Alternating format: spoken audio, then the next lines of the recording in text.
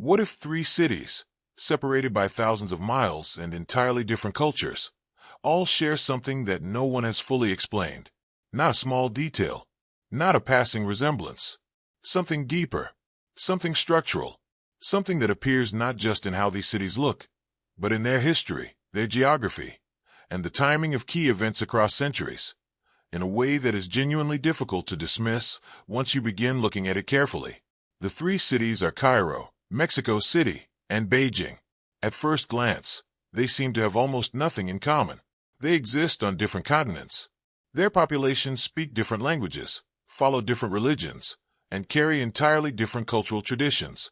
A person standing in the old quarter of Cairo would find nothing immediately familiar if transported to the historic center of Beijing, or to the ancient ruins beneath modern Mexico City. On the surface, these are simply three large, historically significant cities in three separate parts of the world. But researchers, historians, archaeologists, architects, and independent investigators have spent years looking beneath that surface. And what they have found, or at least what they believe they have found, is a set of similarities that goes beyond the general. These are not the kind of broad similarities that anyone might expect from major ancient cities. They are specific. They appear in historical records, in architectural patterns, in geographic positioning, and in the timing of key decisions made by the civilizations that built these places. And they appear in all three cities, not just two, not approximately, but in a way that has caused a number of serious researchers to stop and ask questions that do not yet have satisfying answers. This is where the investigation begins, not with a conclusion, but with a question. If these three cities developed independently of one another, with no confirmed long-distance contact, no shared cultural tradition, and no known common origin, then why do certain patterns keep appearing across all three?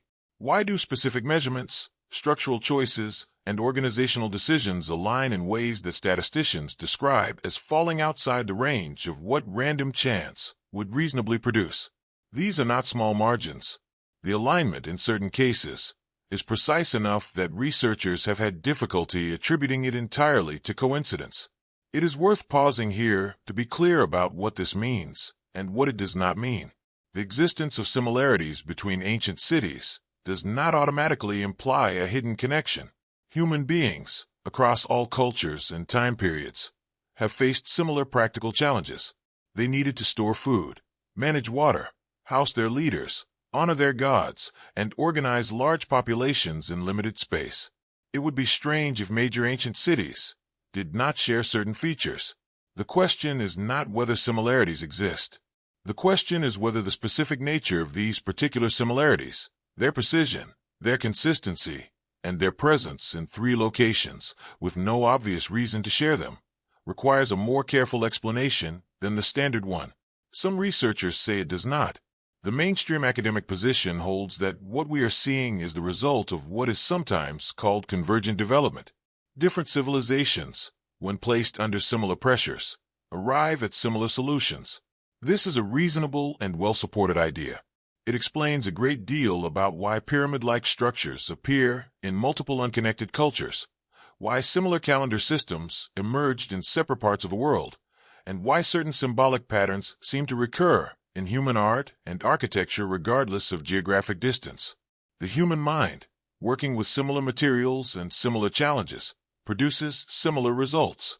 That explanation is not wrong, but this is where it becomes unclear, because when the similarities between Cairo, Mexico City, and Beijing are examined at a detailed level, not the broad level of general form, but the specific level of measurement, proportion, orientation, and timing, some of those details do not fit as comfortably into the convergent development framework as others. The explanation begins to stretch, not break, but stretch. And in a genuine investigation, that stretching is worth noting. Take the question of orientation. All three cities contain major historical structures that are aligned with astronomical reference points. The positions of the sun at solstices, cardinal directions, or significant star positions. The official explanation for this is, again, straightforward. Ancient peoples used the sky as their primary navigation and timekeeping system. Orienting important buildings toward the sunrise or toward true north was a practical and religious choice that many cultures made independently. That makes sense. But the specific degree of precision in those alignments and the specific celestial markers chosen are not uniform across all ancient cultures. Different civilizations aligned their structures with different stars, different solar events, different reference points.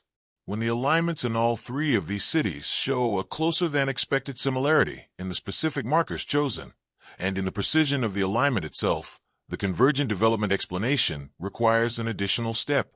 It must account not just for why all three cultures aligned their structures with the sky, but for why they appear to have aligned them with the same part of the sky, at the same level of precision, using mathematical methods that came from completely different traditions. That detail sounds minor at first, until it is examined more closely. There's also the matter of how the cities are positioned within their respective geographic settings. Cairo sits at a point where the Nile Delta begins to fan out toward the Mediterranean. Mexico City occupies the center of a high-altitude valley basin, surrounded by mountains. Beijing is positioned on the edge of the North China Plain, where the terrain shifts from highland to lowland. These are all geographically significant positions, places where geography creates natural advantages for trade, defense, and resource management. Again, the general principle is easy to explain. Cities grow in advantageous locations, but researchers have noted something more specific. The relationship between each city's central administrative or ceremonial zone and the broader geographic features of its region follows a proportional pattern that appears consistent across all three. Not approximately consistent, measurably consistent, in a way that has led some investigators to suggest that whoever made the foundational decisions about where to build and how to organize the space was working with a shared spatial logic. Whether that shared logic emerged from independent but parallel reasoning, or from something else, is precisely what remains unclear. And this is where the explanation becomes difficult, because the civilizations that made these decisions did not share a mathematical tradition. Egyptian geometry, Mesoamerican numerical systems, and classical Chinese mathematics all developed along different lines, using different base systems and different methods. If the underlying mathematical traditions were different, the fact that they appear to have produced the same proportional outcomes in three separate locations requires some explanation. The convergent development model suggests they arrived there independently. Others are not so sure. It is important to acknowledge what is not being claimed here. There is no confirmed evidence of direct communication between ancient Egypt, pre-Columbian Mesoamerica, and ancient China. No artifact has been found that conclusively demonstrates contact. No text has been translated that describes a shared plan or a common origin. The historical record, as it currently stands, does not support the idea of a known connection between these three civilizations.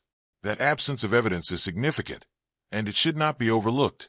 What the absence of evidence does not do, however, is resolve the question of the similarities.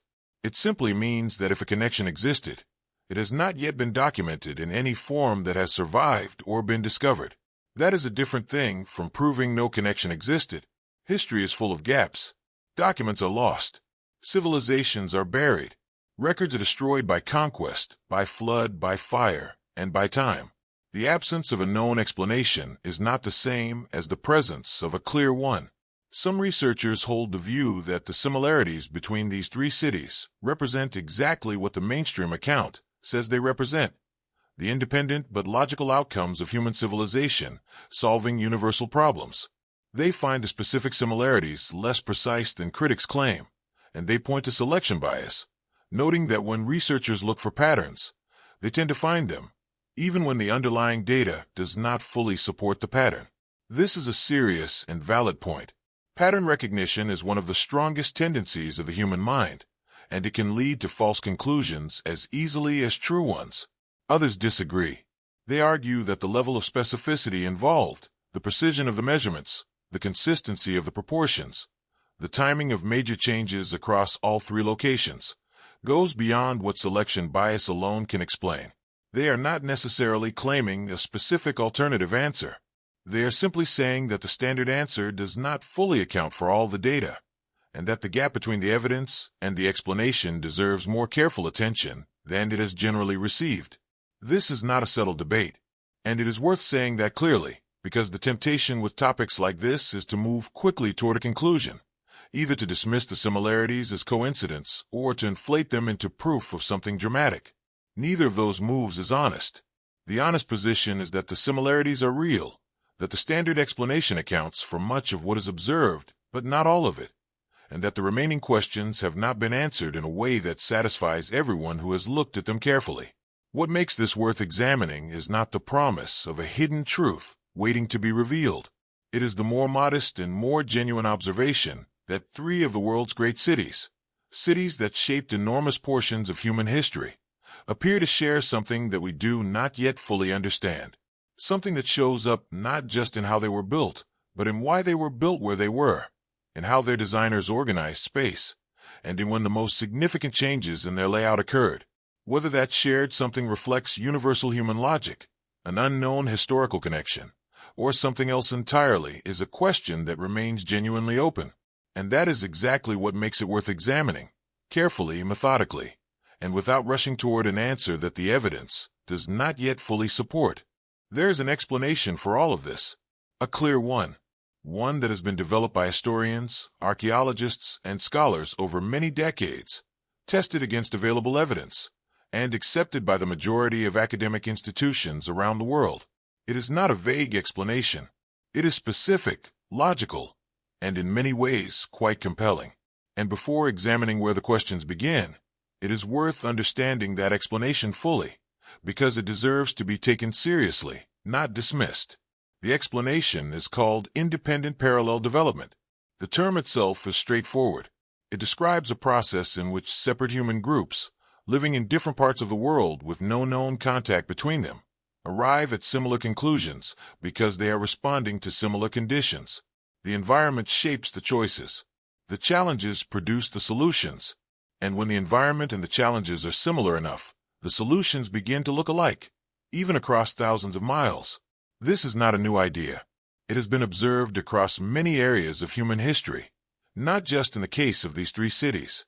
Different cultures developed writing independently.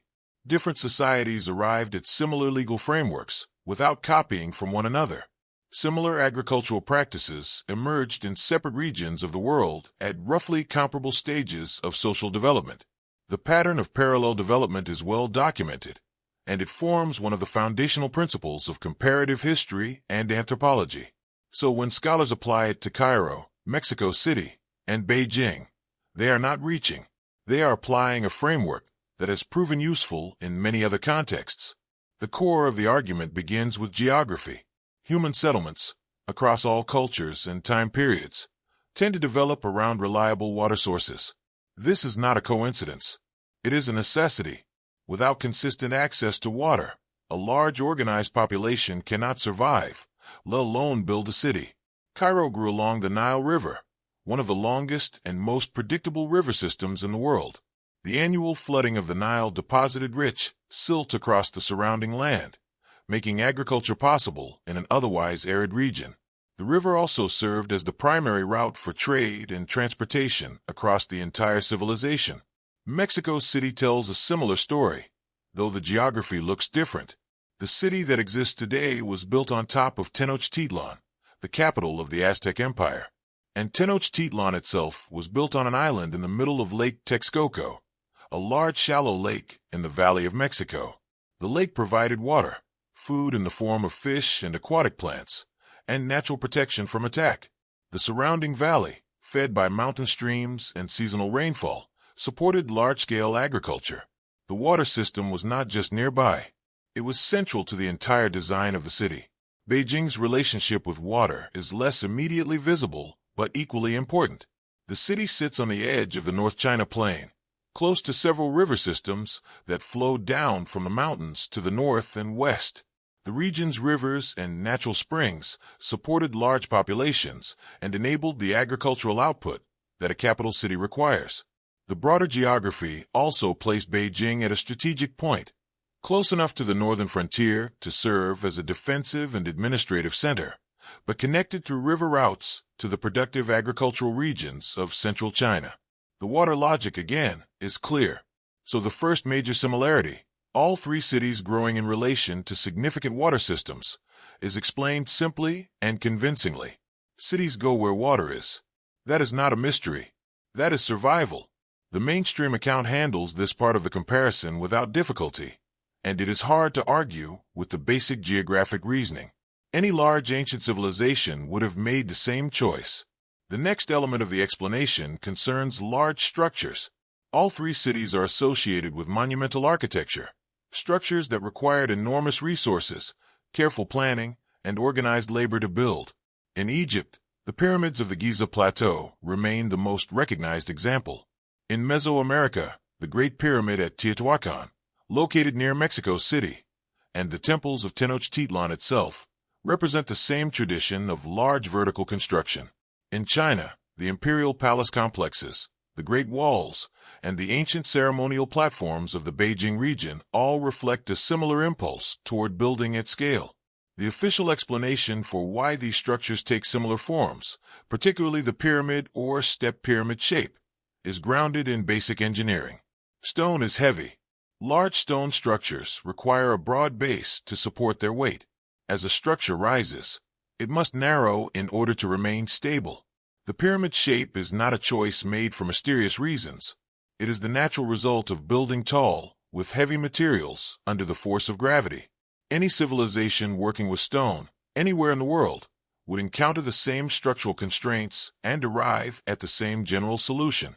The shape is, in a sense, inevitable. This is where it becomes unclear, though, because the argument about structural inevitability explains the general form, the broad pyramid or step platform shape.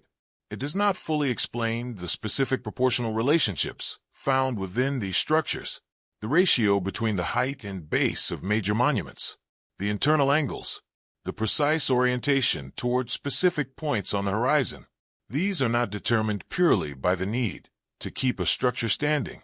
They involve choices, and the question of why those choices, made independently by cultures using different mathematical systems, ended up producing such similar outcomes is something the structural inevitability argument does not address as cleanly. The explanation for astronomical alignment follows a similar logic. Ancient peoples, without artificial lighting and without modern technology, lived in close relationship with the sky. The movement of the sun determined the length of the day. The position of the stars marked the seasons. The timing of solstices and equinoxes determined when to plant and when to harvest. For any agricultural civilization, understanding the sky was not optional. It was survival.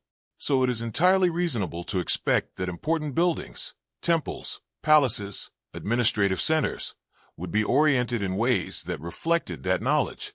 Aligning a doorway so that sunlight enters on the morning of the winter solstice is both symbolic and practical. Many cultures did exactly this, and the explanation is straightforward. At first, it seems normal, but there is a problem. The astronomical alignment argument explains why ancient buildings were oriented toward the sky. It does not fully explain why specific buildings in these three cities show alignment to the same celestial reference points, at a level of precision that required significant technical knowledge to achieve. The sun rises in the east. That much is universal. But which specific point on the eastern horizon, at which specific time of year, and measured with what degree of angular precision? Those details are not universal. They represent choices that reflect a specific level of astronomical knowledge and a specific set of priorities. When those details match across three separate civilizations, the general explanation requires more support than it currently receives. The mainstream explanation is widely taught. It appears in school curricula, in university textbooks, in museum exhibits across the world. This is worth noting, not to suggest that institutions are hiding something, but simply to observe that an explanation can become widely accepted for reasons that include its general usefulness and its consistency with most of the available evidence, without necessarily accounting for every specific detail. Broad frameworks sometimes cover most of the data very well, while leaving certain narrower questions in a quieter kind of shadow. That shadow is not always visible until someone begins looking at the specific numbers. And when researchers have done exactly that, when they have moved from the general claim that these cities share broad structural similarities to the more precise examination of specific measurements, angles, proportions, and alignments, Some of them have found that the standard explanation, while still applicable to the general picture, does not stretch quite as comfortably across every specific detail. This is not a reason to reject the explanation. It is a reason to look more carefully. The academic world is not unaware of these questions. Researchers within mainstream institutions have acknowledged that certain specific similarities between ancient cities across different continents are not fully accounted for by existing models. These acknowledgments tend to appear in specialized journals, in footnotes, in the qualifications added to otherwise confident conclusions. They do not typically make it into textbooks. And that gap between what the detailed research sometimes notes and what the general explanation confidently states is itself something worth paying attention to. It is also worth noting that the independent parallel development model, as strong as it is in many contexts, carries an inherent limitation. It explains similarity through shared conditions, but it does so most convincingly when the conditions themselves are clearly shared, when the geographic environments are genuinely similar, when the available materials are the same, when the social pressures are comparable. In those cases, parallel development is a powerful explanatory tool. The difficulty arises when the specific details of the similarity go beyond what the shared conditions would reasonably predict. At that point, the model is being asked to explain more than it was designed to explain, and the fit becomes less precise. Some researchers accept that imprecision and continue working within the standard framework, viewing the remaining questions as gaps to be filled by future evidence. Others find those gaps significant enough to warrant a different approach, not necessarily a rejection of parallel development, but an openness to the possibility that additional factors, currently unidentified, may be part of the explanation. Neither position is unreasonable. Both reflect honest engagement with incomplete data, and that is exactly where the official explanation stands today. It is not wrong, for the broad outlines of why Cairo, Mexico City, and Beijing share certain features, it remains the most supported account available. But when the specific details are examined, the precise measurements, the exact alignments, the narrow proportional ranges, the explanation becomes less complete, not broken, not discredited, simply less complete than it initially appears. And that incompleteness, quiet as it is in most standard accounts, is the point where the genuine questions about these three cities begin to take shape. The general explanation holds for a while. It handles the broad comparisons comfortably. Similar environments, similar needs, similar outcomes. That framework works well when the similarities being discussed are general in nature. Large structures, water-adjacent locations, astronomical orientation. At that level of observation, the independent parallel development model is reasonable and well supported.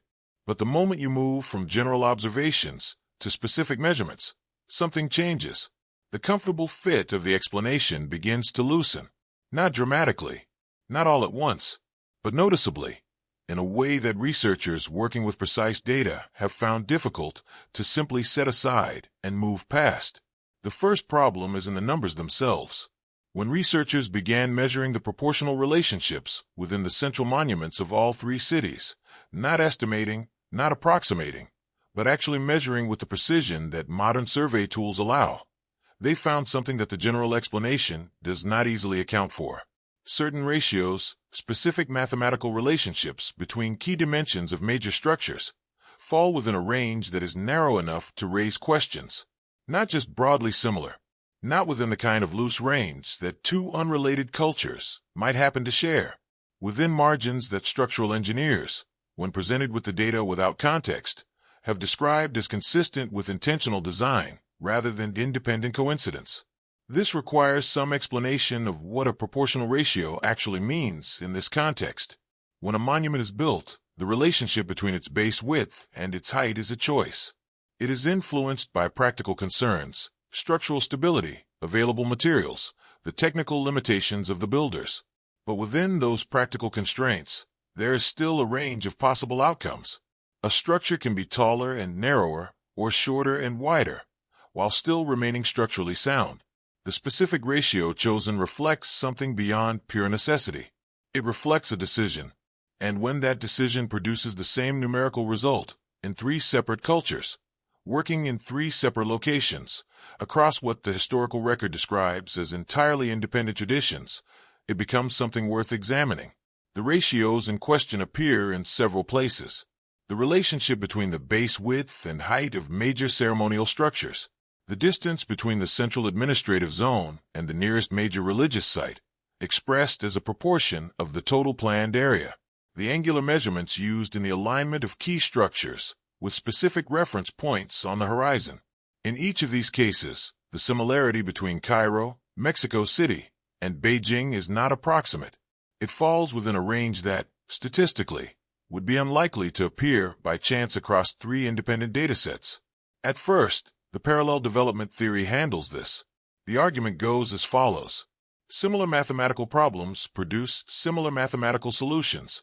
If three cultures are all trying to build the most stable possible large structure, and if the laws of physics apply equally to all three, then the range of workable proportional ratios is limited. The similarity might simply reflect the fact that there are only so many ways to build a large monument that will not fall down. The overlap in ratios is not evidence of contact or shared knowledge. It is evidence of shared physical reality. That argument is reasonable, and it should not be dismissed. But there's a problem with how far it extends. The laws of physics do constrain architectural choices, but they constrain them within a range, not to a single point. A ratio of 1 to 2 and a ratio of 1 to 3 are both structurally viable for large stone construction, depending on the specific materials and methods used. If the physical constraints alone were determining the outcome, we would expect to see the proportional ratios of different cultures distributed across the full range of viable options, some higher, some lower, with occasional overlap. What researchers have found is different. The overlap between these three cities is not occasional. It is consistent, and it falls within a narrower portion of the viable range than random distribution would predict. This is where it becomes unclear, because the next question is about the mathematical systems themselves. Egypt, Mesoamerica, and ancient China did not share a mathematical tradition. This is well established. Ancient Egyptian mathematics, as preserved in documents like the Rhind Mathematical Papyrus, used a base 10 system combined with specific geometric methods developed for practical purposes, measuring land after Nile floods, calculating volumes for grain storage, planning construction projects. The system was functional and sophisticated, but it was distinctly Egyptian in its structure and its methods. The Aztec civilization and the broader Mesoamerican mathematical tradition it inherited used a base 20 system. 20 was the foundation of their numerical framework, likely derived from counting both fingers and toes. Their calendrical and geometric calculations were built on this foundation, producing a mathematical worldview that was structurally different from the Egyptian approach at the most basic level. Ancient Chinese mathematics developed along yet another path. Chinese mathematical texts from the classical period show a system that emphasized practical calculation, matrix methods, and a sophisticated understanding of proportional relationships, but through methods and notations that have no direct parallel in either Egyptian or Mesoamerican traditions. The tools were different. The notation was different. The conceptual framework was different. This matters because mathematical systems are not just collections of numbers. They are ways of understanding and organizing quantity, space, and proportion. A base 10 system and a base 20 system produce different natural rhythms of calculation. They lead their users toward different intermediate values, different preferred ratios, different geometric intuitions. Two builders using different mathematical systems and working independently toward the same structural goal would not necessarily arrive at the same specific proportional outcome. They might arrive at outcomes that are broadly similar, but arriving at outcomes that fall within a narrow, shared range, consistently, across multiple structural elements, is harder to explain through different mathematical routes. Some researchers say it is still explainable. Their argument rests on the idea that certain proportional ratios are naturally more efficient, more aesthetically balanced, or more structurally stable than others, and that any mathematical system, regardless of its base or its methods, will eventually identify and prefer those ratios. Just as different languages can express the same idea, different mathematical systems can arrive at the same numerical relationship. The convergence is not in the system. It is in the underlying reality that all systems are trying to describe. That is a thoughtful argument, but it does not fully make sense when applied to the specific margins involved. The claim is not that the three cities share a broad preference for similar proportions. The claim is that the proportions fall within a range narrow enough that engineers have flagged them as likely intentional. If different mathematical systems can independently converge on the same narrow range, that convergence itself requires an explanation. Why this range? Why with this level of precision? What is the underlying reality that all three systems happen to identify in the same way, at roughly overlapping points in history? Those questions do not have clear answers yet. The angular alignments add another layer to the problem. All three cities contain major structures aligned with specific star positions or solar events. This much is consistent with the standard explanation.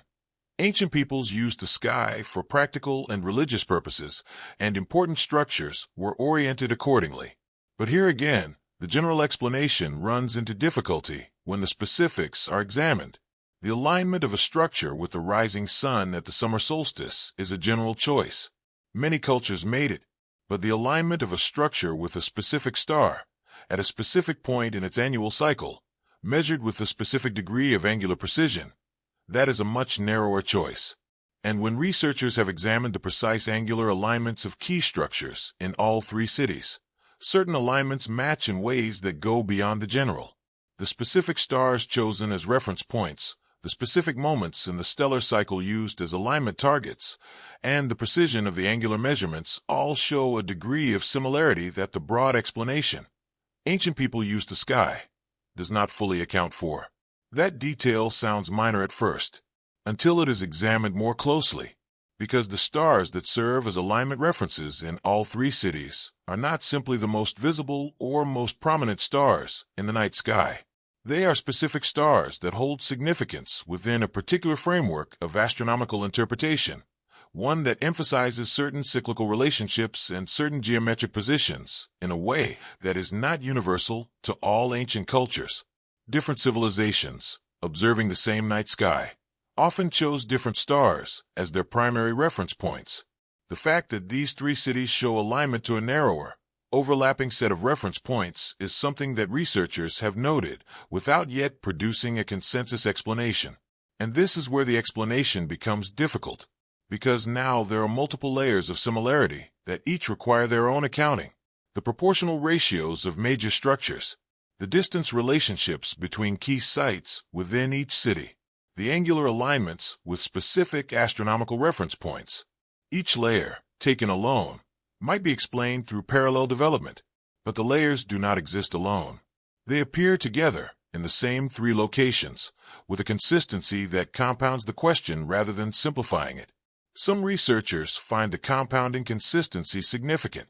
They argue that when multiple independent lines of evidence all point in the same direction, the probability of pure coincidence decreases with each additional line. This is a standard principle of investigative reasoning, applied carefully to historical evidence. They are not claiming proof of a hidden connection. They are claiming that the accumulation of specific similarities, each falling within narrow margins, creates a pattern that deserves more careful investigation than it has typically received. Others remain unconvinced.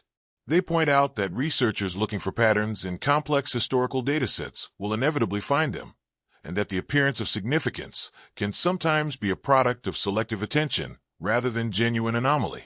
The structures that do not show the expected similarities, they note, tend to receive less attention than those that do.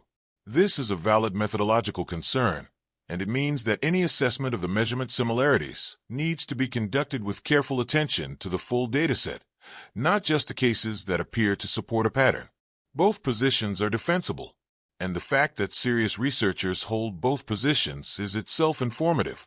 It tells us that the measurement data is genuinely ambiguous, clear enough to raise questions, not clear enough to settle them.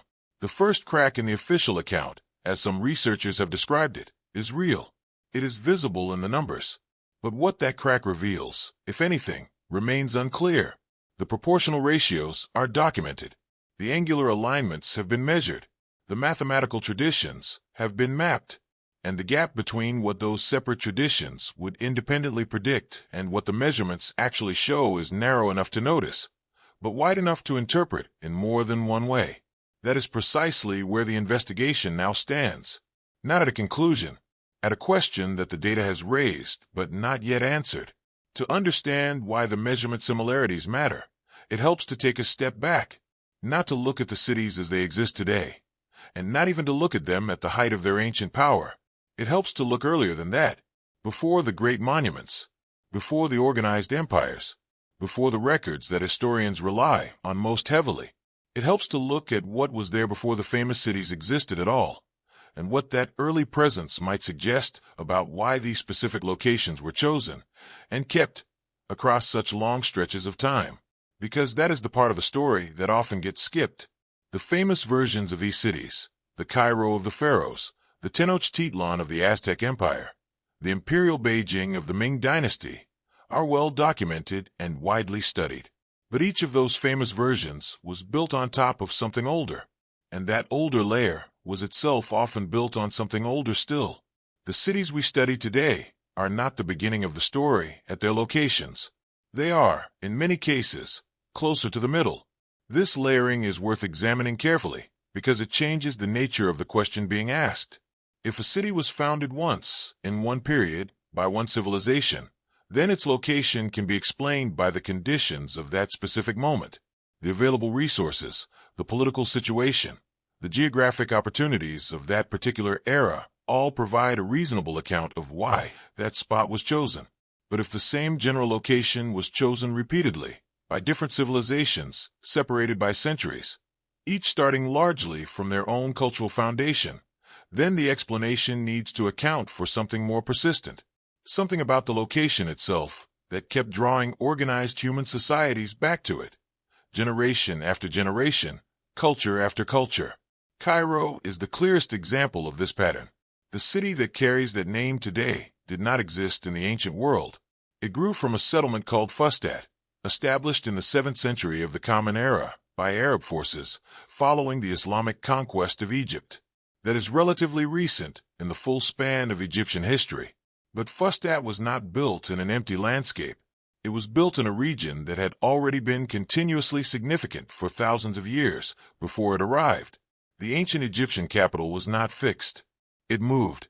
Memphis, located near the apex of the Nile Delta, served as the capital during the Old Kingdom period, the era of the Great Pyramid builders.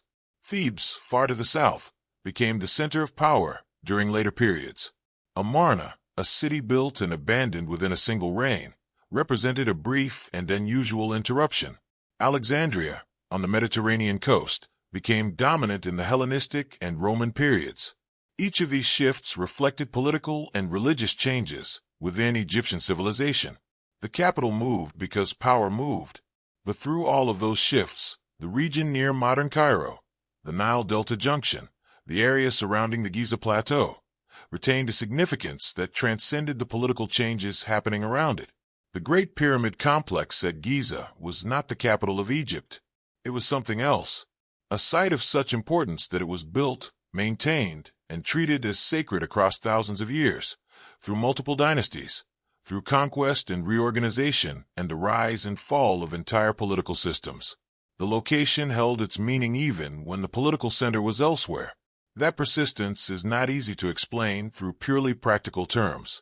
Mexico City presents a similar picture, though the specific history looks different.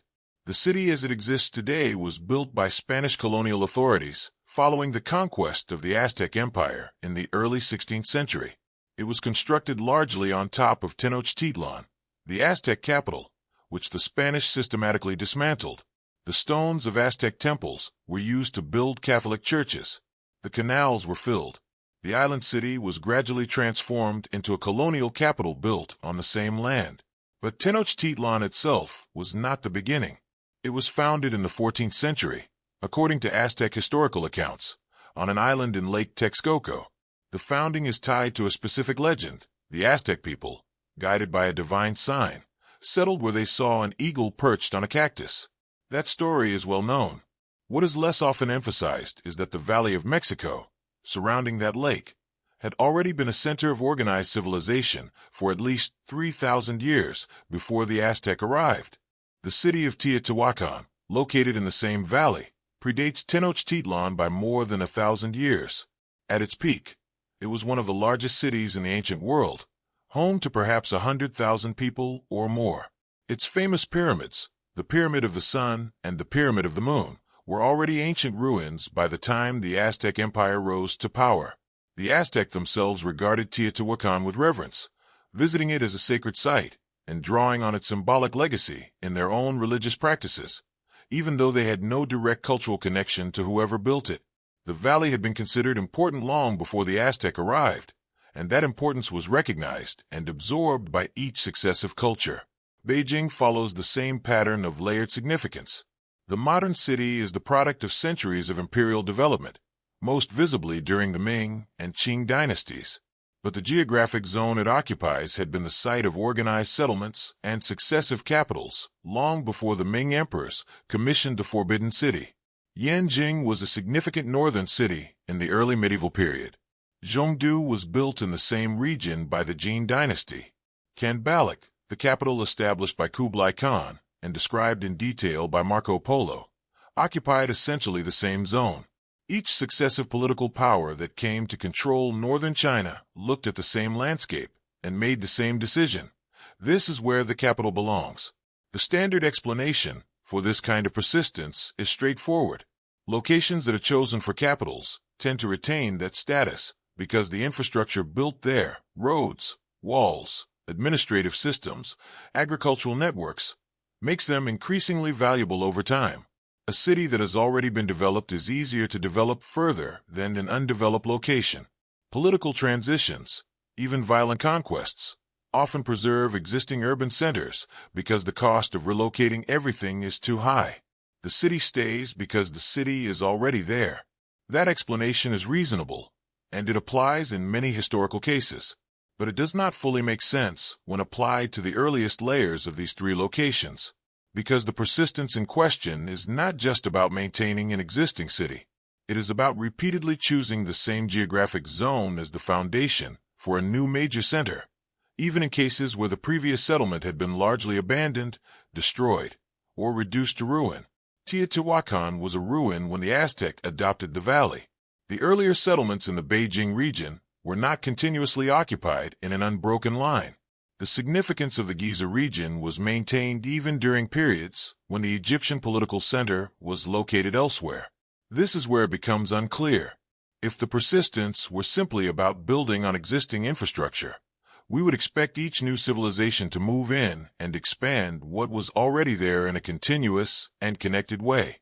What we sometimes see instead is something different: cultures arriving at a location that has been reduced or abandoned, recognizing its importance, and rebuilding around it.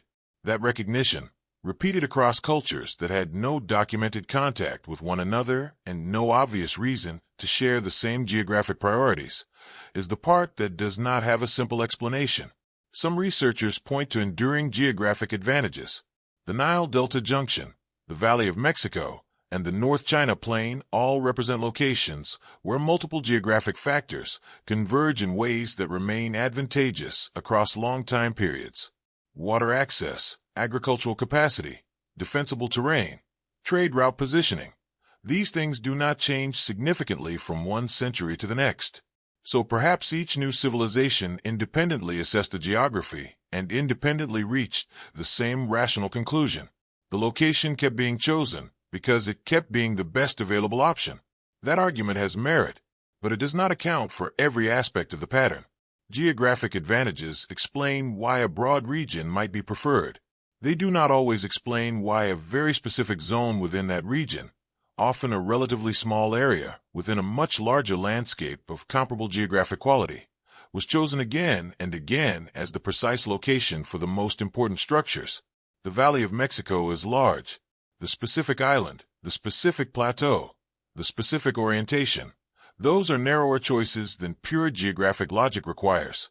And this is where the explanation becomes difficult, because when researchers examine the specific placement of the most significant structures within all three locations, not just the general region, but the precise positioning of the central monuments, they find that the choices made by successive civilizations were not random.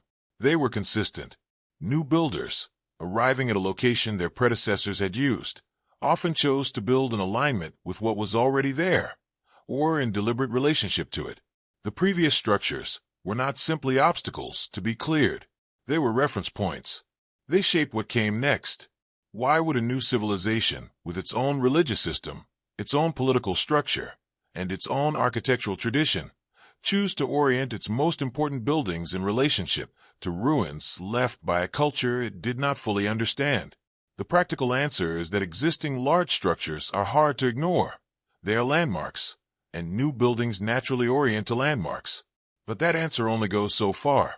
At some point, the choice to maintain a relationship with an older structure reflects not just practicality, but recognition, a sense that the older structure marks something important, even if the specific meaning had been lost. However, the timeline does not fully match a simple infrastructure inheritance model in every case.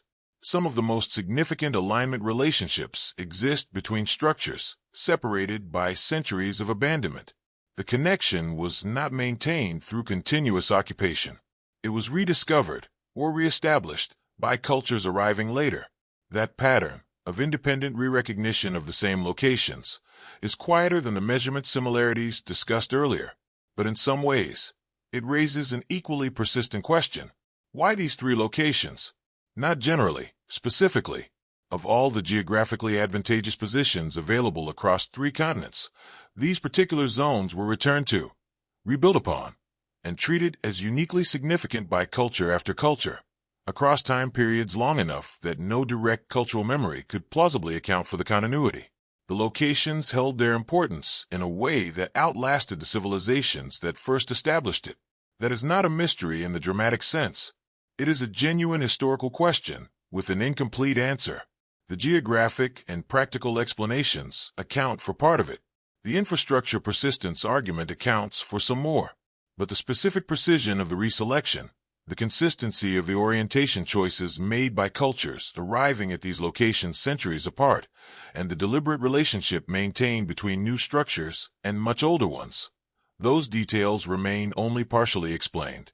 And partially explained, in a careful investigation, is another way of saying that the question is still open.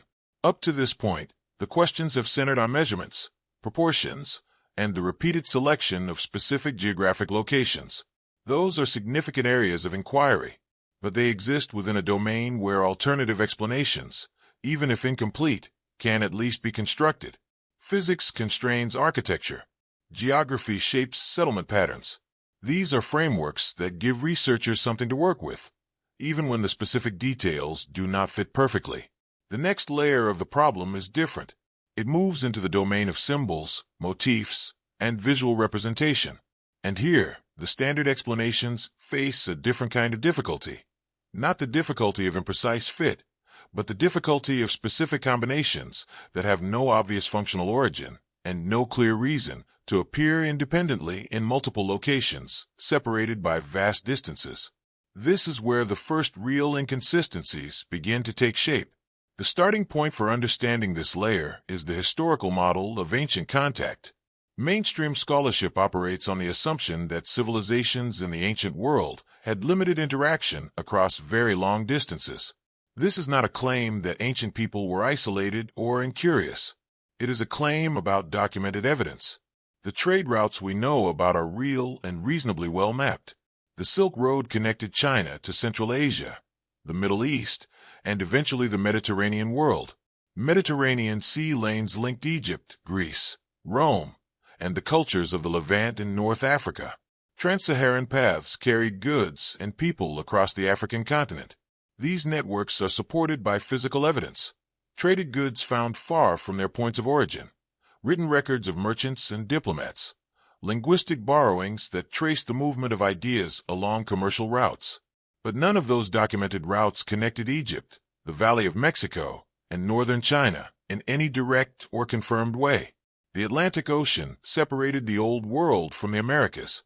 The Pacific crossing, even in the most optimistic assessments of ancient maritime capability, was an enormous challenge that the historical record does not confirm as a regularly traveled route during the periods in question. So the standard model assumes that Egypt and Mesoamerica, and China and Mesoamerica, developed without meaningful direct contact. That assumption shapes how similarities between these regions are interpreted. If contact is ruled out, then similarity must mean parallel development. There's no other option within the standard framework. And for most of what has been examined so far, the geographic choices, the broad architectural forms, the general use of astronomical alignment, that assumption produces a workable explanation. But when archaeologists and art historians began examining the specific symbolic content of artifacts from all three regions during overlapping historical periods, a set of observations emerged that the standard framework handles less smoothly. The observations concern recurring motifs, not general themes, but specific visual patterns that appear in the material culture of all three regions, in carvings, in painted vessels, in architectural decoration, in the symbolic objects associated with rulers and religious figures. Certain geometric patterns repeat. Specific ways of representing water, sun, and the concept of an underworld or afterlife show unusual consistency. The way that figures of authority are depicted, elevated above ordinary figures, facing forward, holding specific symbolic objects in specific hands, follows a pattern that appears in Egyptian art, in Mesoamerican codices and stone reliefs, and in the formal visual language of ancient Chinese court culture. At first, this seems manageable. The official explanation for symbolic overlap between unconnected cultures is the concept of archetypes. This idea, which has both psychological and anthropological dimensions, suggests that certain symbols arise naturally from the structure of human experience. The sun is powerful and life-giving in every culture that depends on agriculture, so sun symbols are universal. Water is essential and unpredictable, so water symbols appear everywhere. The idea of a realm beneath the living world, associated with death and transformation, is a concept that virtually every human culture has developed independently. These are not borrowed ideas. They are generated by the shared conditions of human existence. That explanation is reasonable. It has genuine support in the anthropological literature. And for the broad categories of symbolism, sun, water, death, leadership, it applies comfortably. No one is surprised to find that ancient Egypt, ancient Mesoamerica, and ancient China all had sun gods, water symbolism, and concepts of the afterlife. Those are expected. They are universal. But this is where it becomes unclear, because not all of the recurring motifs fall into the category of universal archetypes. Some of them are specific combinations, particular arrangements of shapes and figures that go beyond the general category and into a level of detail that the archetype explanation does not fully reach. Consider the depiction of ruler figures. The general principle that rulers are shown as larger, more elevated, and more elaborately decorated than ordinary people is indeed universal. Power expresses itself visually in similar ways across cultures, but the specific combination of elements found in certain ruler depictions across all three regions goes further than the general principle. The specific angle of elevation, the specific objects held, and the specific hands in which they are held, the specific relationship between the ruler figure and the symbolic creatures or natural elements arranged around them. These are not general expressions of authority. They are specific visual grammars. And when the same specific visual grammar appears in three locations, with no confirmed route of transmission between them, the archetype explanation begins to reach its limit. It is important to be precise about what this observation does and does not claim. It does not claim that the artistic traditions of Egypt, Mesoamerica, and China are identical. They are not. The styles are visually distinct. Someone with training in ancient art can identify an Egyptian relief, a Mesoamerican stone carving, and a Chinese court painting without confusion. The broader artistic languages are different. What is being observed is more subtle, specific combinations of symbolic elements that appear within those different artistic traditions, following similar logical arrangements, without an obvious explanation for why that similarity exists. Some researchers who have examined this material in detail describe it as a problem of combinatorial probability. Any single symbolic element, an elevated ruler, a solar disk, a serpent figure, might appear independently in many cultures. The appearance of one such element in 2 or 3 separate traditions is not significant, but when multiple specific elements appear together, in the same combination, in the same relational arrangement, the probability of independent origin becomes smaller with each additional element added to the combination. At some point, the combination becomes specific enough that coincidence is a less satisfying explanation than some form of shared influence, even if the nature of that influence cannot be identified. Others disagree. They argue that the combinations being highlighted are not as specific as claimed, and that researchers examining this material are engaging in a form of selective pattern recognition, noticing the similarities and discounting the differences. This is a legitimate methodological concern. Human beings are exceptionally good at finding patterns, and that ability can produce false positives as readily as genuine discoveries. Without a rigorous, systematic survey of all symbolic elements across all three traditions, noting both similarities and differences, and calculating the actual statistical distribution, it is difficult to assess whether the recurring combinations represent a genuine anomaly or a perceived one. That systematic survey has not been completed in a form that has achieved broad academic acceptance. Some researchers have attempted versions of it. Others have contested the methodologies used. The debate remains unresolved, which means the observation remains in a state of acknowledged uncertainty, noted by enough serious researchers to be taken seriously, but not confirmed with enough rigor to be incorporated into the standard account. And this is where the explanation becomes difficult, because the uncertainty itself is informative. If the symbolic similarities were clearly within the range of expected coincidence, the question would not persist among researchers who examine the primary material carefully. The fact that it does persist, that art historians and archaeologists continue to flag specific cases as unexplained, even when they operate within mainstream frameworks, suggests that the observation has more substance than a simple dismissal would acknowledge. The geometric patterns are a separate but related issue.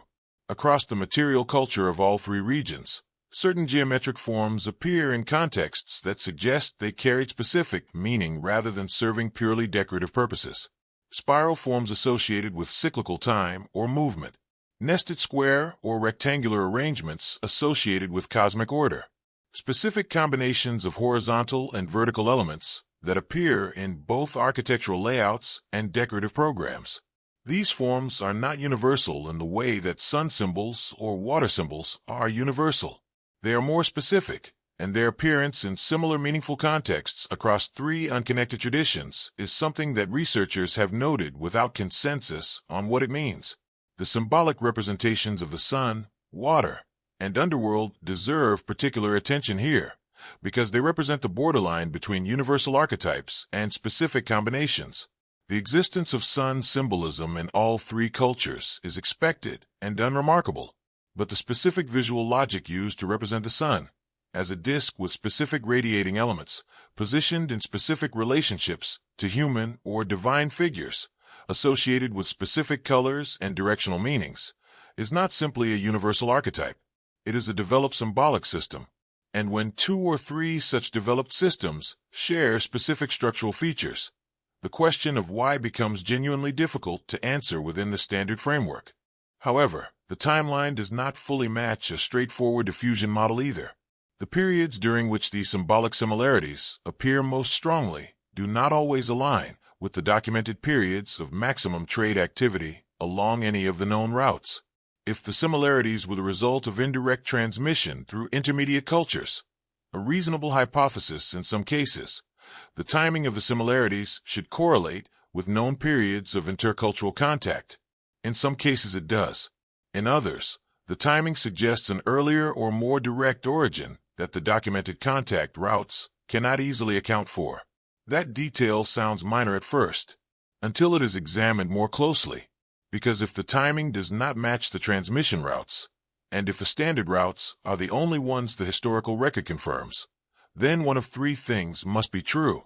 Either the timing correlation is less significant than it appears, or there were additional transmission routes that have not been documented, or the similarities arose independently, which brings the argument back to the archetype explanation and its limitations in accounting for specific combinations. None of those options is clearly ruled out. None of them is clearly confirmed. The inconsistency is genuinely small in the context of everything that is known about these three civilizations, but it is consistently present across multiple categories of evidence: measurement, geography, and now symbolic content, and that consistency across categories is what gives it weight. A single unexplained similarity in a single domain might reasonably be set aside, but the same pattern of partial explanation, where the standard account covers the general case, but struggles with the specific details, appearing across architectural measurements, geographic persistence, and now symbolic motifs, creates a cumulative picture that is harder to dismiss.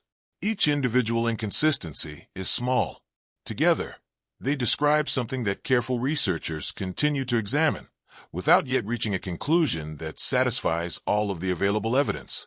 The similarities examined so far have all existed within a single dimension at a time. Measurements in one category, symbolic patterns in another, geographic persistence in a third. Each of those dimensions has its own partial explanation, and each explanation, while incomplete, at least addresses the question from a recognizable angle. But there is another layer to this investigation, one that does not involve what was built or where it was built, but when. And the timing raises a different kind of question, one that the standard frameworks find considerably harder to address. All three cities, Cairo, Mexico City, and Beijing, experienced significant transformation within periods that researchers have described as surprisingly close. Not identical. The dates do not line up precisely, and that matters. This is not a claim that something happened in all three places in the same year or even the same decade. It is a more careful observation. Within certain broad historical windows, all three locations underwent major change: architectural reorganization, political restructuring, cultural shift, or some combination of all three, in a way that, when mapped onto a timeline, clusters more tightly than random distribution across history would predict. To understand why this is significant, it helps to think about what major urban transformation actually involves. A city does not reorganize itself easily or quickly. Large construction projects require years of planning, enormous quantities of materials, organized labor forces, and sustained political will. When a civilization decides to initiate major building activity in its core zone, to modify existing structures, introduce new alignments, expand or redesign central monuments, that decision reflects a response to something: a new political authority asserting itself, a religious shift requiring new sacred spaces, a practical crisis demanding reorganization. Something prompted the change, and that something left traces, both in the physical record and, where it survives, in the documentary record. This is where the explanation starts to weaken. Independent parallel development is a powerful explanatory tool for similarity in form. It accounts for why cities in different cultures might look alike, use similar proportions, or organize space in comparable ways. But it was designed to explain structural resemblance, not synchronize timing. Two cultures can independently develop similar architectural solutions without those solutions appearing at the same moment in history. The theory of parallel development does not predict that independent civilizations would undergo major transformation within overlapping historical windows. It predicts similarity in outcomes, not alignment in timing. So when the timing alignment appears, it introduces a new kind of question. Something must account for it. Either the overlap is coincidental, a product of the broad timescales involved and the natural tendency of complex societies to periodically reorganize, or something external prompted similar responses in all three locations at roughly similar times. The first option is always available. History is long, and broad enough windows will always produce apparent clustering. But the researchers who have flagged this timing have done so precisely because the clustering appears tighter than that broad window reasoning would easily explain. The question is what to make of that. The most widely discussed external explanation is climate.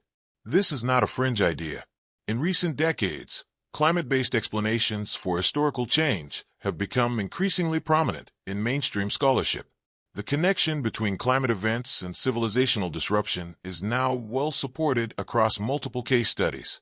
Extended droughts have been linked to the collapse of the late Bronze Age civilizations around the Eastern Mediterranean.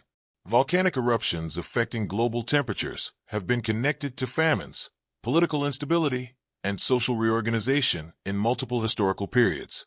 The general principle that large-scale climate disruption can force simultaneous change across geographically distant societies is accepted by a significant portion of the research community. Applied to the case of Cairo, Mexico City, and Beijing, the climate argument works as follows.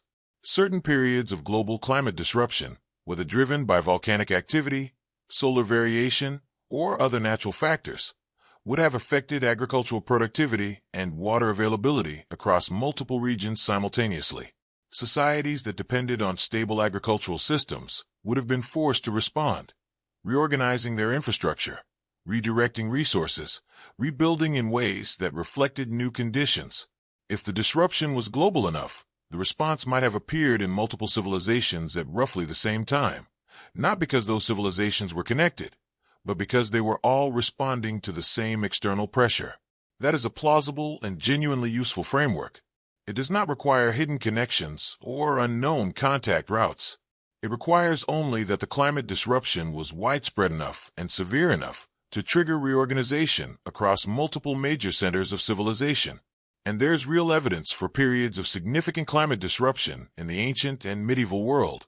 Ice core records, tree ring data, sediment analysis, and volcanic deposit records all provide evidence of large-scale environmental events that affected global temperatures and precipitation patterns.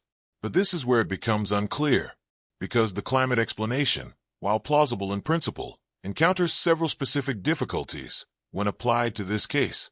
The first difficulty is dating. Climate records for the periods in question are incomplete and often imprecise. The evidence for major climate events exists, but the exact timing of those events, precise enough to correlate with specific periods of urban transformation in 3 different cities, is not always available at the resolution needed to make the correlation meaningful.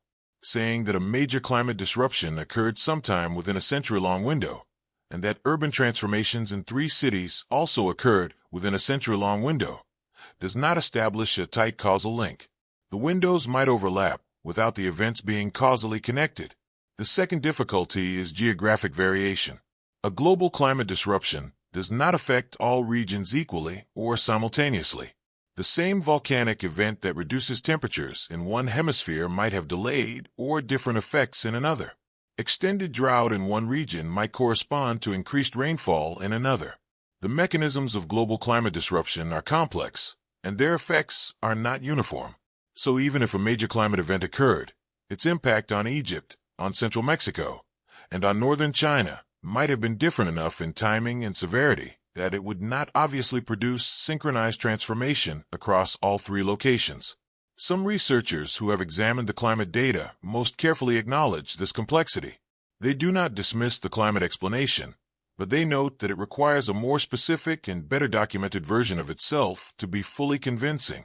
A general claim that climate disruption caused simultaneous change is not the same as a documented case showing that a specific climate event, with measurable effects in all 3 regions, correlates precisely with the periods of transformation under examination. That specific case has not yet been made in a form that satisfies all researchers who have looked at the timing data. At first, it seems like the climate explanation might close the question. But there's a problem. The periods of major transformation in all 3 cities are not just marked by new construction. They are also marked by changes in the documentary record. In some cases, records from exactly those transitional periods are incomplete, fragmented, or appear to have been selectively preserved. Administrative documents, religious texts, and historical accounts that cover the periods immediately before and after the transformations sometimes exist in reasonable abundance. But the records from within the transformation period itself, the records that would most directly explain who made the key decisions, on what basis, and according to what plan, are often the ones that are missing or damaged. That detail sounds minor at first, until it is examined more closely, because the incompleteness of the record is not random. It concentrates precisely at the moments of maximum interest, the periods when the most significant changes were being made, when new alignments were being established, when existing structures were being modified, when the spatial logic of the cities was being reset, are also the periods where the documentary evidence thins out most noticeably. Whether that thinning reflects the natural chaos of transitional periods, deliberate erasure by new authorities asserting themselves, or simply the accidents of preservation, is something researchers disagree about. However, the timeline does not fully match a simple picture of disruption and recovery. In some cases, the transformation periods are not characterized by evidence of crisis. The construction that occurred was not emergency rebuilding following collapse. It appears, in at least some instances, to have been planned, deliberate, and sophisticated, involving careful astronomical alignment, precise proportional relationships, and a level of organizational coordination that suggests stable resources and clear intention rather than improvised response to disaster. If climate disruption forced a change, the response in these cases looks remarkably organized for civilization under stress. This raises questions. Can a civilization under serious climate pressure produce, simultaneously, the kind of careful and precise architectural reorganization that the evidence suggests? Some researchers say yes, that the pressure of crisis can actually motivate large-scale organized response, especially in societies with strong centralized authority. Others find that argument less convincing when applied to the specific level of precision involved. A civilization struggling with drought or food insecurity might build quickly and practically. It is less obvious that it would simultaneously refine its astronomical alignments and maintain narrow proportional ratios in its major structures. And this is where the explanation becomes difficult, because the climate framework and the precision of the transformations do not sit together entirely comfortably. The external pressure argument explains the impulse to reorganize. It does not easily explain why the reorganization in all three locations produced results that continued, and in some cases, intensified the specific mathematical and astronomical features that were already present. If the transformation were purely a crisis response, we might expect the precision to decrease, for speed and practicality to take priority over exact measurement. Instead, the evidence suggests the opposite. Some researchers propose that the transformations were not crisis responses at all, but planned reorganizations that coincided with political or religious cycles internal to each civilization. Certain cultures maintained calendrical systems that designated specific periods as appropriate for major construction or renewal. If all three civilizations had cyclical renewal systems, which is documented in some form for each of them, then parallel transformation periods might reflect internal calendrical logic rather than external pressure. That is a reasonable alternative, but it does not fully resolve the timing overlap either. The internal calendrical cycles of Egypt, Mesoamerica, and China were not the same length and did not begin from the same reference point. For them to produce overlapping transformation periods would require a coincidence of cycle timing that is itself difficult to account for without some additional factor.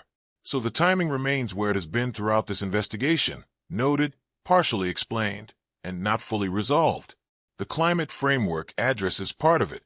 The internal cycle argument addresses another part, but neither, nor both together, produces a complete account of why the timing clusters as it does. And that gap, quiet as it is in the standard historical literature, continues to sit at the edge of a question that has not yet been fully answered. There's a difference between an individual anomaly and a pattern. A single unexplained detail in a historical record can be set aside. It can be attributed to incomplete data, measurement error, or the natural gaps that exist in any body of ancient evidence. Individual anomalies are common in historical research, and experienced researchers learn to hold them lightly, noting them without building too much on top of them, waiting for additional evidence before drawing conclusions. But a pattern is different. A pattern is what emerges when individual anomalies stop appearing in isolation and begin appearing together, consistently, across multiple independent cases. At that point, the anomaly is no longer the issue. The consistency is. And consistency across independent cases is precisely what an investigation looks for, because it suggests that something more than accident is producing the result. This is where the investigation into Cairo, Mexico City, and Beijing now stands. Not at a single unexplained detail, at a pattern, a set of features that appear together in all three cities, in a combination that is specific enough to notice and consistent enough to take seriously. The pattern has 4 elements. Each element on its own has a conventional explanation, but all 4 appearing together in all 3 locations, without a single confirmed line of connection between them, is what makes the overall picture worth examining carefully. The first element is a centrally located elevated structure with confirmed astronomical alignment. In the Cairo region, the pyramid complex at Giza is the most studied example. Its orientation toward cardinal directions and its relationship with specific stellar positions have been measured and documented extensively. In the Mexico City region, the great structures at Teotihuacan and the ceremonial center of Tenochtitlan both show documented astronomical alignment, with the Pyramid of the Sun at Teotihuacan aligned to the setting sun on specific dates significant in the Mesoamerican calendar. In the Beijing region, the layout of the imperial ceremonial complex and the positioning of key structures within it reflect a detailed astronomical logic tied to the Chinese understanding of celestial order and its relationship to earthly authority. 3 cities, 3 elevated central structures, 3 confirmed astronomical alignments, each explained individually within its own cultural framework. The second element is a surrounding administrative zone organized along cardinal directions. Around the central monument in each city, the broader urban layout reflects a deliberate orientation toward north, south, east, and west. This is documented in Cairo's relationship to the Nile and the Giza Plateau's cardinal alignment. It is visible in the grid-like organization of Teotihuacan, whose main axis deviates from true north by a specific angle that researchers believe was intentional rather than practical. It appears clearly in the planning of Imperial Beijing, whose entire layout was organized around a central north-south axis that defined the spatial logic of the city for centuries. The cardinal organization is not identical in all 3 cases, but the principle that the administrative space surrounding the central monument was deliberately oriented to reflect cosmic or geographic order is consistent across all 3. The third element is evidence of a major reorganization at a historically significant moment. As examined in the timing discussion, all 3 cities show periods of substantial transformation: new construction, modified alignments, restructured administrative zones, within windows that researchers have flagged as unusually close, given the geographic and cultural distance between the locations. The reorganizations were not random. They coincided with periods of political or religious significance within each civilization. And in each case, the reorganization did not simply expand what existed. It reset or refined the spatial logic of the core zone, often in ways that intensified the mathematical and astronomical precision already present. The fourth element is the one that deserves the most careful attention. In each of the 3 cities, the period when the key organizational decisions were made, the period that would explain the logic behind the layout, the astronomical choices, and the proportional relationships, is also the period for which the documentary record is weakest. That last point is worth pausing on, because it is easy to pass over it too quickly. Record loss in ancient history is extremely common. Documents decay. Libraries burn. Political transitions disrupt the chain of preservation. No researcher expects the ancient world to have left a complete written record of its decisions. Gaps are normal. They are expected. They are the standard condition of historical inquiry. But this is where it becomes unclear, because the gaps in the records of these 3 cities are not randomly distributed. They concentrate at a specific type of moment, the foundational moment, the period when the most important decisions about layout, orientation, and spatial logic were being made. It is precisely the records that would answer the most pressing questions. Who planned the layout? What principles guided them? Why these specific alignments were chosen? That are missing or fragmentary in all 3 cases. In Cairo, the administrative records from the earliest phases of the city's organizational history, the period when the relationship between the Giza Plateau, the Nile, and the surrounding settlement was being established, are incomplete in ways that historians have long noted. Some of this is simply the result of age. The oldest documents are the most vulnerable to decay and destruction. But certain records that should exist, based on what we know about Egyptian administrative practice in that period, do not appear in the archaeological or documentary record in the form that would be expected. The absence is noted. It has not been fully explained. In Mexico City, the situation is complicated by the Spanish conquest. The systematic destruction of Aztec libraries and codices in the 16th century removed an enormous portion of the pre-conquest documentary record. This is well documented and widely acknowledged as one of the great losses of historical evidence in the modern era. But researchers examining the remaining record have noted something that goes beyond the conquest destruction. Even among the documents and oral traditions that survived, or that were reconstructed from indigenous accounts in the decades following the conquest, the earliest period of Tenochtitlan's organizational planning is described in terms that are more mythological than administrative. The practical details, who made which decisions, according to what principles, using what technical methods, are largely absent from the surviving accounts, even accounting for conquest-era destruction. And in some pre-conquest records and accounts that do survive from earlier Mesoamerican traditions, the foundational periods of major ceremonial centers, like Teotihuacan, are similarly shrouded. The city was already ancient and not fully understood even by the cultures that came after it. Its builders left their spatial logic encoded in stone, but apparently left little written explanation of why they made the choices they did. In Beijing, the situation is different in form but similar in effect. The transitions between major dynastic periods in Chinese history often involve deliberate acts of documentary erasure. New dynasties sometimes destroyed the records of their predecessors as part of the process of asserting legitimacy and establishing a new historical narrative. The result is that certain periods of transition, precisely the periods when major decisions about the reorganization of the capital were being made, are documented less completely than the stable periods that surround them. The records that survive tend to describe the outcomes of the decisions. The deliberative process behind them is harder to reconstruct. So across all three cities, the same pattern appears. The outcomes are visible. The spatial logic is encoded in the physical structures that survive. The decisions were made, and they left traces in stone and earth that can be measured and analyzed. But the documentary record that would explain the reasoning behind those decisions, the records that would tell us who was responsible, what principles they were following, and whether those principles had any relationship to the principles operating in the other two cities, is precisely what is missing. This raises questions. Not one question, several. Is it possible that the documentary gaps in all three locations reflect independent but similar historical processes? The natural vulnerability of foundational period records to destruction, combined with the political incentives of successor cultures to rewrite or erase the accounts of their predecessors. Yes, that is entirely possible.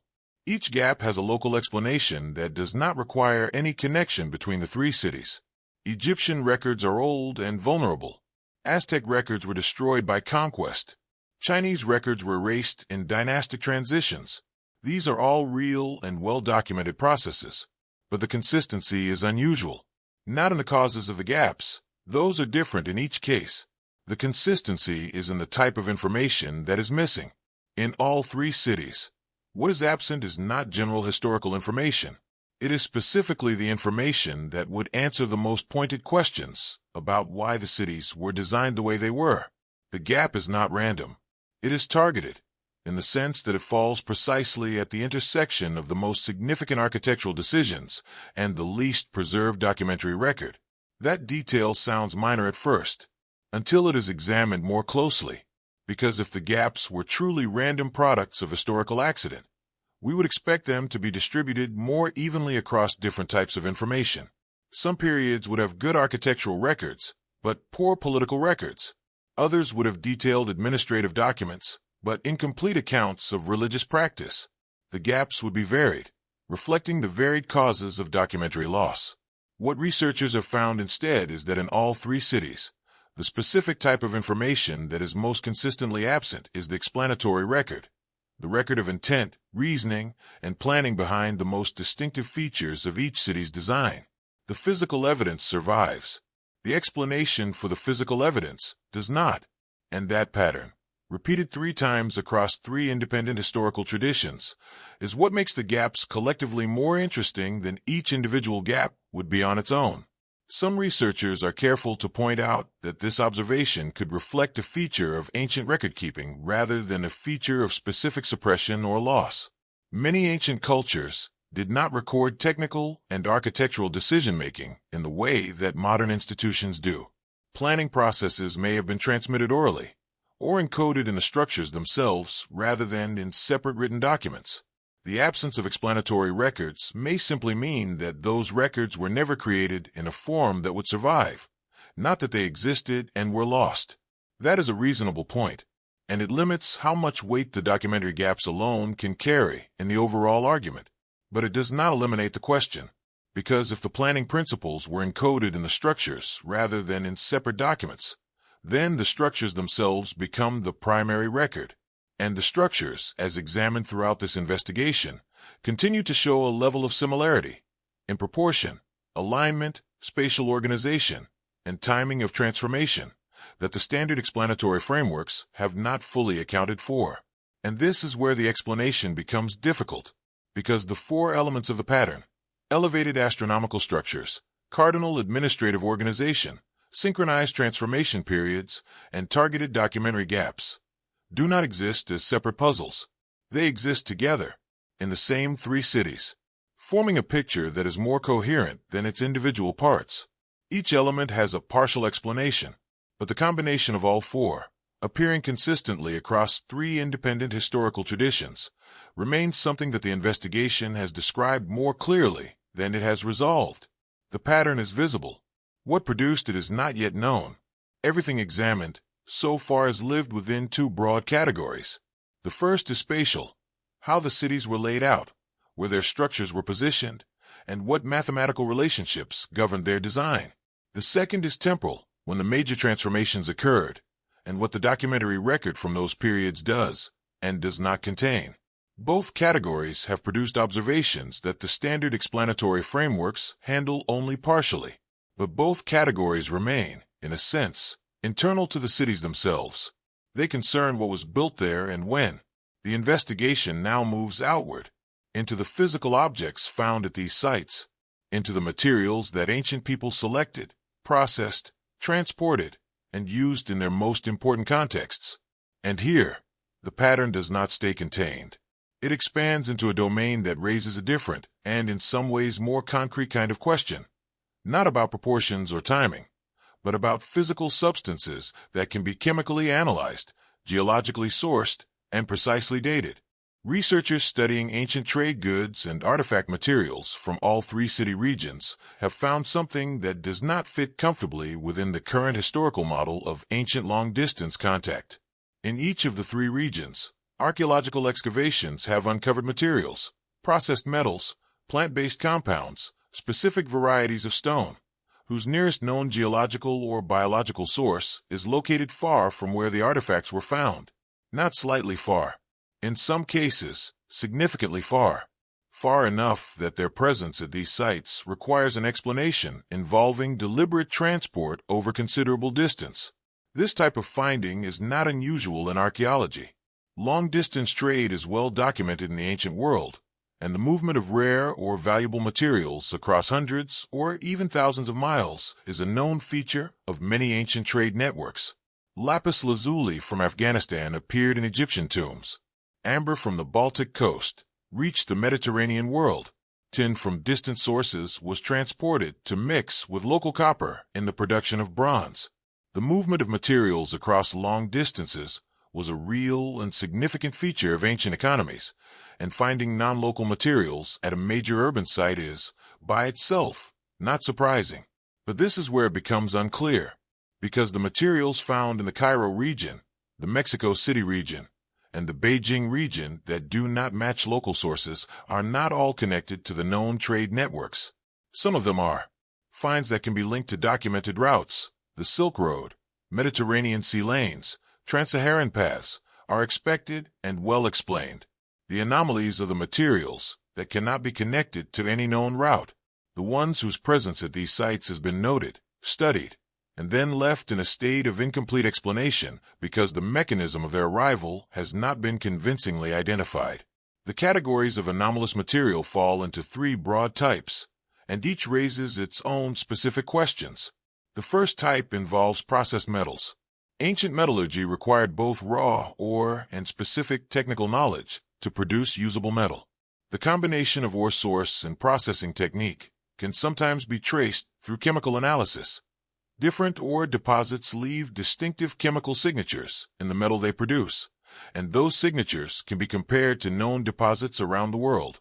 In some cases, metal artifacts found in the Cairo region, the Mexico City region, and the Beijing region carry chemical signatures that do not match the ore deposits known to have been exploited by the local civilizations during the relevant periods. The metal came from somewhere. Where exactly, and through what route, is not always clear. That detail sounds minor at first, until it is examined more closely. Because metal in the ancient world was valuable. It was carefully sourced, carefully processed, and carefully used. An unidentified metal source is not a casual oversight. It represents a gap in the supply chain record, a transaction that occurred without leaving a trace in the documented trade networks. That gap could reflect undocumented local sources, routes that have not yet been identified, or something else. The explanation is not settled. The second type involves plant-based compounds.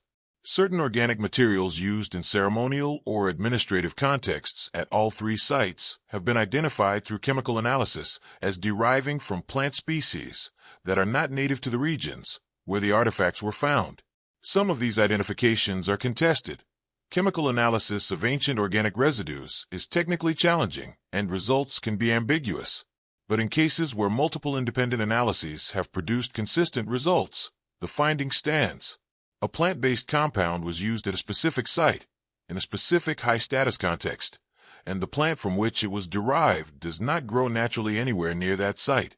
This is where the explanation becomes difficult. Plant materials are fragile. They decay.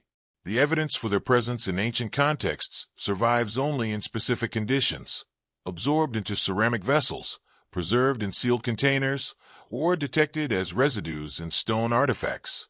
When such evidence survives and is identified, it represents a deliberate choice by the people who used it. Someone selected that specific plant material, acquired it from wherever it originated, transported it to the site, and used it in a context important enough to leave a detectable trace. That sequence of actions implies knowledge, access, and organization. The third type involves stone. Certain stone artifacts found in ceremonial or administrative contexts at these sites are made from varieties of stone whose nearest known geological source is located at a significant distance. Stone is heavy and difficult to transport. Moving large quantities of stone across long distances in the ancient world required substantial investment of labor and resources. When stone from a distant source appears at a major site, it was brought there intentionally. The question is from where, and through what network? Some of these findings have local geological explanations that have been proposed, but not definitively confirmed. Survey work is incomplete. New deposits are occasionally discovered that change the picture for specific artifacts. The geological record of ancient quarrying is not fully mapped, so individual cases can often be held open pending further geological investigation. But taken together, the three categories, anomalous metals, plant compounds, and stone varieties, describe a picture that is larger than any single case. And the picture they describe is one of material exchange extending beyond the boundaries of the documented trade networks. At first, it seems normal. Ancient peoples traded widely. Routes existed that are not yet fully documented. Absence of evidence for a specific route is not the same as evidence of absence. These are all reasonable cautions to apply when interpreting material anomalies, and they are applied appropriately by mainstream researchers who encounter these findings. But there is a problem with stopping there, because the anomalous materials at these three sites share a feature that goes beyond simple presence. They appear predominantly in ceremonial and administrative contexts rather than in domestic or everyday ones. When researchers examine where within the archaeological record these non-local materials are found, the distribution is not random. They cluster in temples, in burial contexts associated with high-status individuals, in spaces identified as administrative centers, and in ritual assemblages. They are not found in significant quantities in the household debris, the storage pits, the everyday refuse that characterizes normal ancient domestic life. This distribution matters. It tells us something about how these materials were treated. They were not random trade goods that circulated widely through local economies. They were selected items, directed to specific high-status contexts, used in specific ways, by specific categories of people. That pattern of selection and directed use implies a network that was not casual. It implies deliberate acquisition, controlled distribution, and purposeful application. Someone was choosing these materials specifically for specific reasons and ensuring they reached specific destinations. That implies organization. It implies planning that extended beyond individual transactions. And it implies that the people managing this material exchange understood both what they were acquiring and why it was appropriate for the contexts in which it was being used. That level of organized, purposeful, long-distance material exchange, if it existed in the form that the artifact distributions suggest, would represent something that the current historical model of ancient contact does not fully account for. However, the timeline does not fully match any single proposed explanation. The periods during which the anomalous materials appear most consistently at these three sites do not all align with the periods of maximum known trade activity. Some of the materials appear in contexts that predate the establishment of the trade routes through which they might logically have traveled. Others appear after those routes had declined. The timing distribution is irregular in ways that make it difficult to simply attribute the anomalies to a known but incompletely documented trade network. Some researchers argue that this irregularity is itself evidence of multiple separate episodes of contact, rather than the single continuous network. Under this view, the anomalous materials represent different events, occurring at different times, through different mechanisms, none of which has yet been fully traced, but all of which contributed to the pattern visible in the artifact record. That interpretation is possible. It is also, by its nature, difficult to confirm without additional evidence. Others maintain that the anomalies are individually explainable through local geology, misidentification, or the incomplete state of the geological and chemical databases used for comparison. As those databases improve, some cases that currently appear anomalous may be resolved with straightforward local explanations. This is a genuine possibility, and it is one that researchers in this area take seriously. The history of archaeology includes many cases where apparent anomalies were resolved by better data, but the overall pattern, multiple categories of non-local material, found across three separate city regions, concentrated in high-status contexts, appearing in periods that do not consistently align with known trade routes, has persisted through several decades of increasingly sophisticated analysis. It has not been dissolved by better data so far. It has, if anything, become more clearly defined as analytical methods have improved. That persistence does not prove that the pattern represents what it appears to represent, but it does mean the pattern is real enough to continue generating serious research attention. No confirmed evidence of a network connecting these three regions has been found. That is a clear and important statement, and it should not be minimized. The hypothesis of long-distance organized exchange between Northeast Africa, Mesoamerica, and East Asia remains without a confirmed structural basis in the historical record. No document describes it. No artifact has been conclusively identified as traveling between these specific regions through a documented route. What remains are the material anomalies themselves, present in the archaeological record, acknowledged in the research literature, sitting in the space between what the known networks explain and what the artifact distributions suggest. Each individual case noted, examined, partially accounted for, and left without a fully satisfying resolution. The pattern has expanded beyond architecture and timing. It now includes the physical substance of what was used, and where, and in what contexts. And the expansion does not simplify the investigation.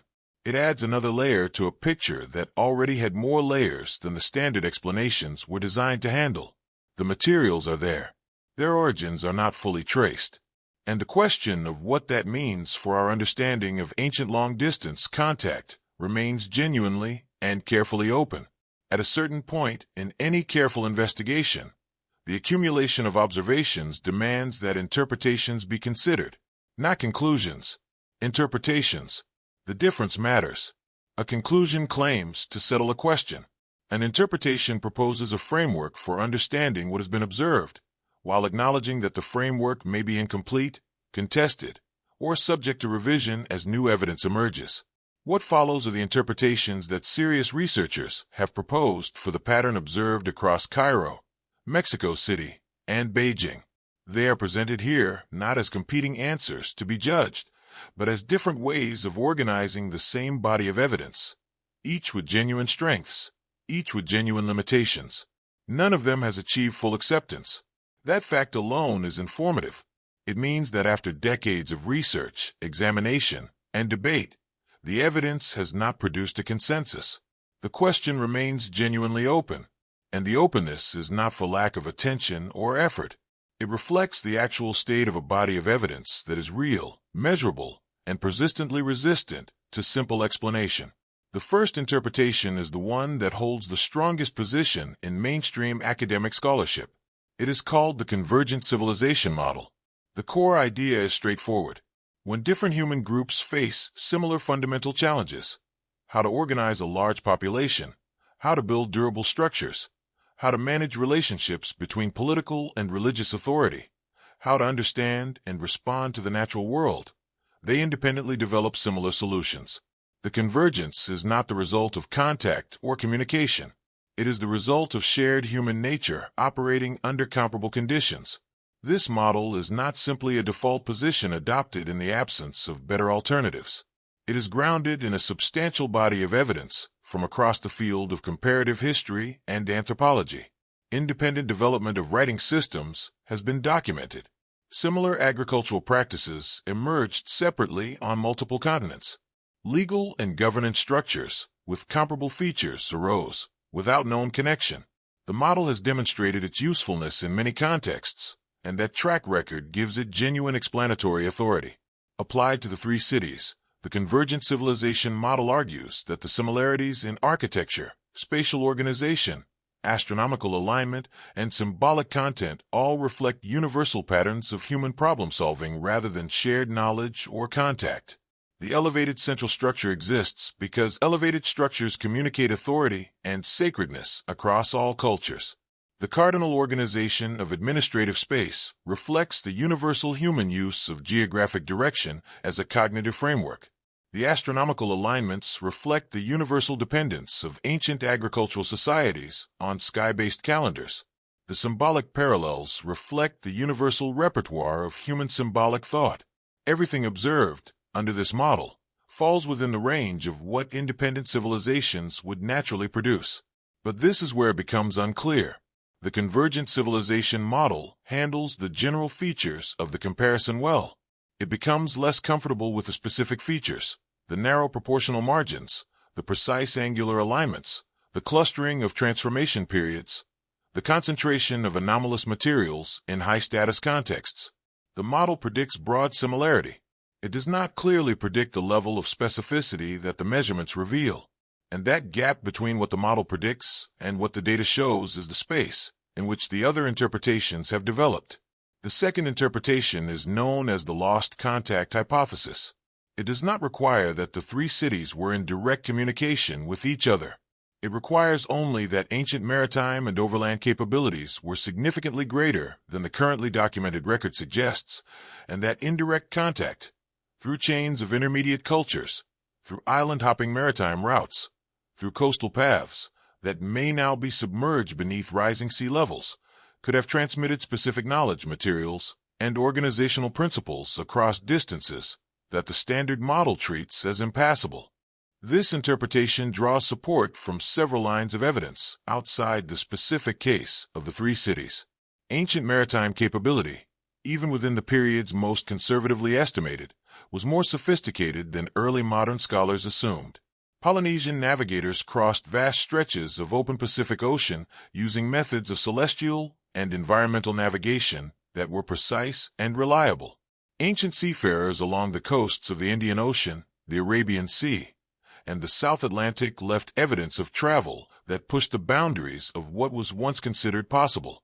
The argument that transoceanic contact between the Old World and the Americas was simply impossible in the ancient period has been significantly weakened by accumulating evidence of early maritime sophistication. However, the lost contact hypothesis faces its own serious difficulties. Possibility is not the same as evidence.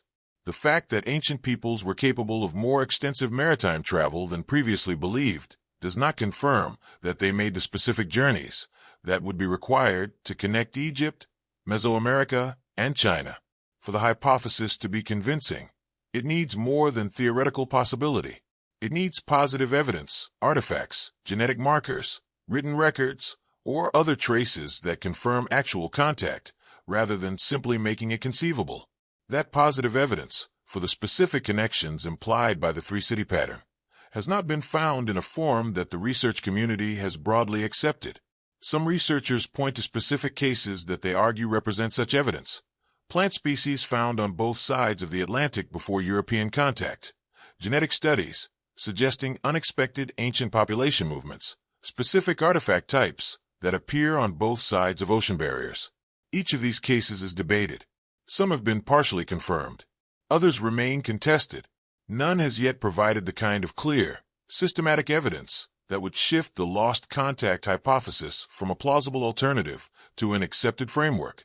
The third interpretation is the most cautious to engage with because it moves into territory where the evidence base is thinner and the claims are harder to evaluate through conventional historical methods. Some independent researchers, and it should be noted that this position is not widely held within mainstream academic institutions, have proposed that the three locations were chosen based on a shared geographic or geomagnetic property, something about these specific places on the Earth's surface that made them recognizable as significant to ancient peoples, possibly through sensitivity to environmental or geophysical conditions that modern science has not yet fully characterized. Under this view, the cities were not connected by trade networks, cultural transmission, or maritime contact. They were independently recognized as special locations, and that recognition, rather than any form of communication between cultures, produced the parallel importance assigned to all three across long periods of time. The shared features of the cities would then reflect not shared knowledge, but shared perception of the same underlying geographic reality. That detail sounds minor at first, until it is examined more closely, because this interpretation, if taken seriously, raises a different kind of question rather than answering the existing ones. It requires that ancient peoples had reliable access to some form of location-based information that current models of ancient cognition and environmental sensitivity do not account for. What that information was, how it was perceived, and why it would produce similar architectural and organizational responses in three separate cultures are questions that the interpretation poses without answering. It is worth noting why this interpretation is included here rather than simply dismissed. It is included because it represents an attempt to account for the geographic persistence feature of the pattern, the repeated selection of the same specific locations by successive unconnected cultures, in a way that neither the convergent civilization model nor the lost contact hypothesis addresses directly. The convergent model explains why different cultures might make similar choices. It does not easily explain why those similar choices would concentrate on the same specific geographic points. The lost contact hypothesis explains contact, but not the specific attraction of these locations. The geomagnetic or geographic property interpretation attempts to fill that gap, even if the proposed mechanism remains uncharacterized. Each of these three interpretations, then, explains some portion of the evidence, while leaving other portions less well addressed. And this is where the honest position of most careful researchers becomes relevant, because the response to a body of evidence that resists simple explanation is not to force it into whichever available framework fits most of it. The honest response is to acknowledge that the available frameworks are incomplete, and that the gap between the evidence and the explanation is where the real investigative work remains to be done. The data points are real. The architectural measurements have been taken and recorded. The timing patterns have been documented. The material anomalies have been chemically analyzed. The symbolic parallels have been cataloged. These are not imagined observations. They exist in the research literature, acknowledged by researchers working within mainstream institutions, treated as genuine findings that require genuine explanation. The correlations between the three cities are measurable. That is a specific claim, and it should be understood precisely. Measurable means that the similarities can be quantified, that the degree of overlap can be expressed in terms that allow comparison to what chance distribution would predict, and that the result of that comparison falls outside the range that pure coincidence easily accounts for. Measurable does not mean proven. It means that the pattern has a statistical reality that goes beyond informal impression. But the mechanism, the how and the why, remains genuinely unclear. And this clarity about the lack of clarity is itself an important finding. It tells us that the question is not one that has simply been neglected or overlooked. It has been examined. It has produced real observations, and those observations have not yet yielded to the explanatory frameworks currently available. Some researchers believe the answer is already present in the existing body of historical records, waiting for a different interpretive approach to unlock it. Under this view, the documents and artifacts that have already been recovered contain the information needed to resolve the question. What is missing is not more evidence, but better methods of reading and connecting the evidence that exists.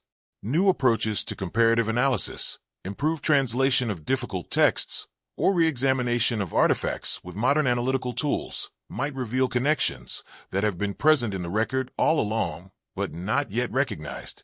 Others hold a different view. They believe that the key evidence, the documents, the artifacts, the records that would most directly answer the question of mechanism, has been permanently lost, destroyed by conquest, by natural disaster, by the deliberate erasure of political transitions, or simply by the passage of time. Under this view, the documentary gaps identified in all three cities are not temporary gaps waiting to be filled. They are permanent absences. The foundational period records that would explain the spatial logic of all three cities no longer exist in any recoverable form, and the best that research can do is describe the pattern they left behind in stone and earth. Both positions carry weight. Both reflect genuine engagement with the evidence and with its limitations. Neither can be confirmed or ruled out with the information currently available, and that double uncertainty about both the mechanism that produced the pattern and the possibility of ever recovering enough evidence to identify it is the honest state of the investigation as it currently stands. What remains is the pattern itself, visible across three cities, consistent across multiple domains of evidence, partially explained by available frameworks, and resistant so far to any single interpretation that accounts for all of it without remainder. The interpretations exist. They are serious. They are debated. And the debate, after all this time and all this research, has not yet produced a consensus. That absence of consensus is not a failure of scholarship. It is an accurate reflection of what the evidence, carefully examined, actually permits. After everything that has been examined, the measurements, the timing, the symbols, the materials, the documentary gaps, and the interpretations proposed to explain them, it is reasonable to pause and ask where the investigation actually stands. Not where it might eventually lead, not what it might eventually prove, but where it stands right now, with the evidence currently available and the explanatory frameworks currently in use. That is the honest question, and the honest answer requires holding several things in mind at the same time. 3 cities, 3 continents, 3 independent historical traditions that the standard academic model treats as having developed without meaningful direct connection. That is the starting point, and it has not changed. What has changed, through the process of careful examination, is the degree to which the standard model comfortably accounts for everything those 3 cities share. The broad features are well explained. The specific details are less so, and the gap between the general explanation and the specific evidence is real, measurable, and persistent across multiple independent domains. The architectural alignments are more precise than the parallel development model alone easily explains. This is not a claim that parallel development is wrong as a general principle. It is a specific observation about degree. The model predicts broad similarity. It does not clearly predict similarity narrow enough that engineers, examining the proportional data without context, describe the margins as consistent with intentional design. That level of specificity goes beyond what the general framework was designed to account for. It sits in a space that the framework acknowledges without fully explaining. The timing overlaps are partially accounted for by climate-based models, and those models deserve genuine credit for the portion of the timing pattern they address.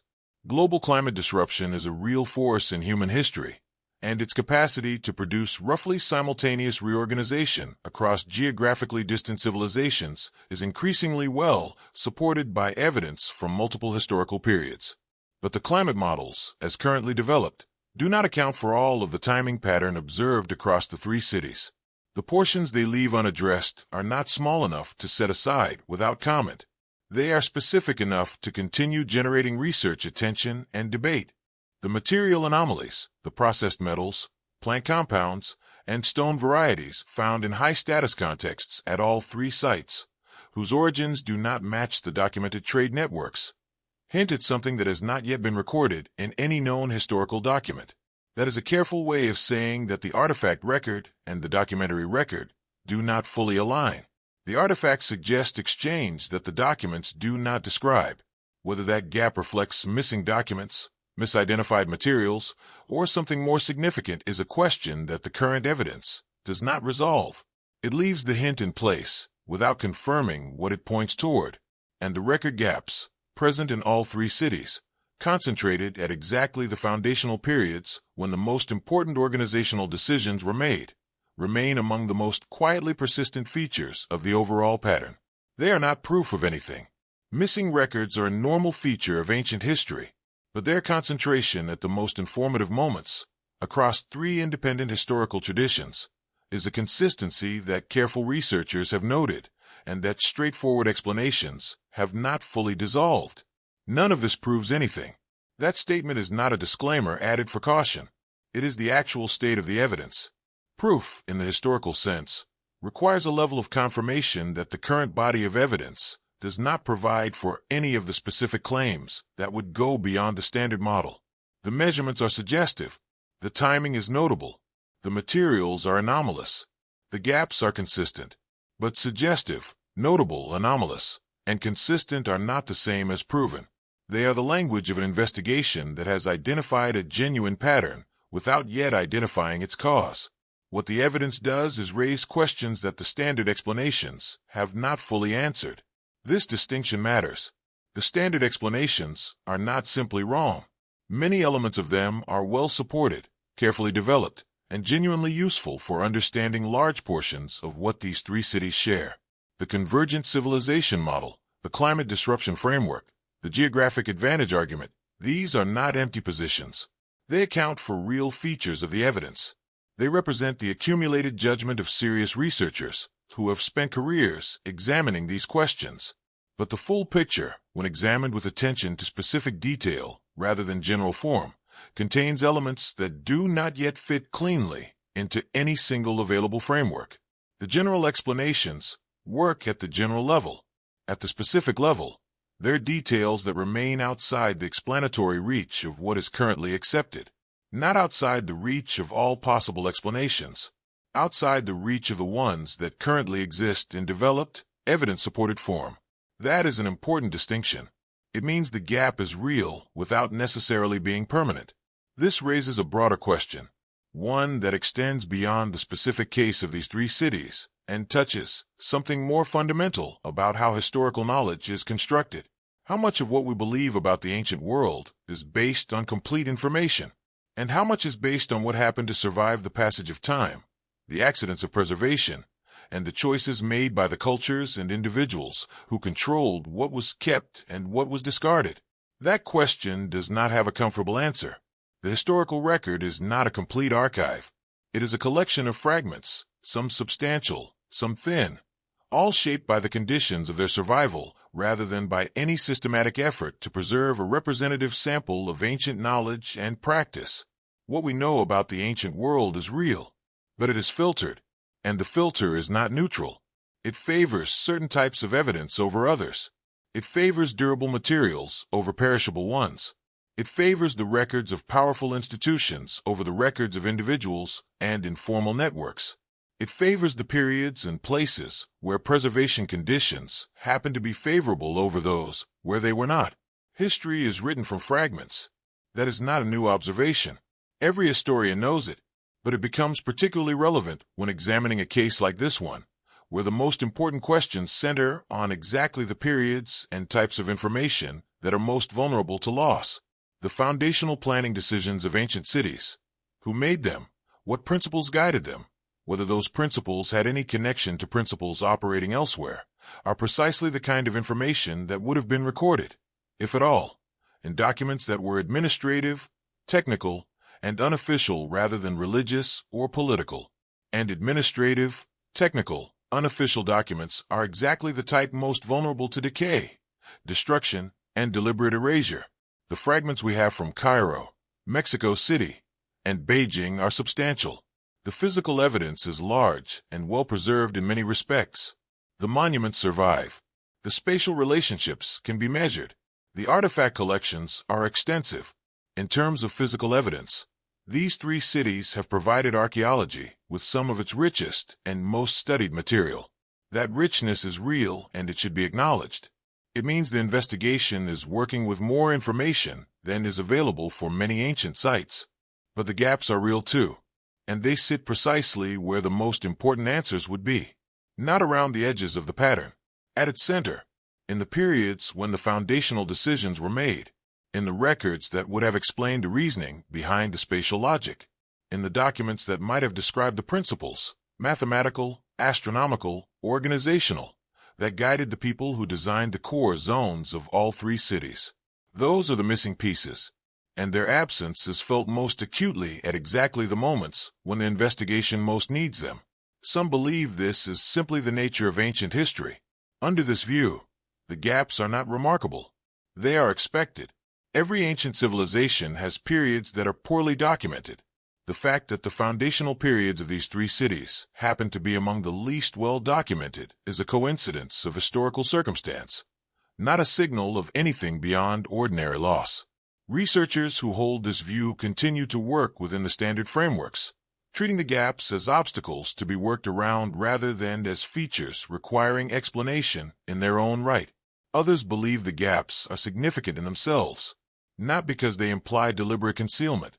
That would be a strong claim without clear support, but because their consistent location at the most informative moments across three independent traditions is a feature of the pattern that deserves the same careful attention as any other consistent feature. Under this view, the gaps are data. Their distribution tells us something about which periods were most subject to documentary disruption, and that information is relevant to understanding the overall pattern even if it does not resolve it. Both positions are defensible. Both represent honest engagement with incomplete evidence, and the fact that researchers holding both positions continue to examine the same material, using the same methods, and reaching different conclusions about its significance reflects the genuinely ambiguous nature of what the evidence permits. And this is where the explanation becomes difficult, not because the investigation has reached a point of confusion, but because it has reached a point of honest clarity about its own limits. The pattern is real. The standard explanations are partial. The alternative interpretations are plausible but unconfirmed. The gaps are consistent and informative, but not conclusive. The evidence supports a genuine question. It does not yet support a definitive answer. The mystery has not been solved. That is the straightforward statement of where things stand. After careful examination of the architectural evidence, the timing data, the material record, the symbolic parallels, the documentary gaps, and the interpretive frameworks proposed to account for all of them, the question remains open, not because it has been ignored or inadequately studied, because the evidence, as currently available, does not resolve it. What has changed through this investigation is the precision with which the mystery can be described. At the beginning, the observation was general, three cities sharing something unexplained. At this point, the observation is considerably more specific. The shared features fall within narrow proportional margins that the parallel development model does not cleanly predict. The timing of major transformations clusters more tightly than independent development would naturally produce. The material anomalies concentrate in high-status contexts in ways that suggest organized acquisition rather than random exchange. The documentary gaps cover the most informative periods with unusual consistency, and the interpretations proposed to explain the overall pattern each account for part of the evidence, while leaving other parts less well addressed. That more careful description is not a small thing. It has moved the investigation from a general observation to a specific set of measurable, documented, debated findings. It has identified precisely where the standard explanations succeed and where they fall short. It has mapped the shape of the unknown with greater accuracy than existed before. Some believe that mapping the shape of the unknown is the necessary first step toward eventually answering the question. That better description leads to better research questions better analytical methods, and ultimately to evidence that will close the gap between the pattern and its explanation. Others are less certain that the gap can be closed with the evidence available or likely to become available. They see the investigation as a careful documentation of what cannot currently be known rather than a path toward eventual resolution. That uncertainty about both the answer and the possibility of finding it is where the investigation genuinely rests. Not at a conclusion, at a more carefully defined version of the question it began with. And perhaps that is where understanding, in cases like this one, has to begin. Not with an answer that the evidence does not yet support, but with a question that has been described carefully enough to be taken seriously, and examined honestly enough to remain open.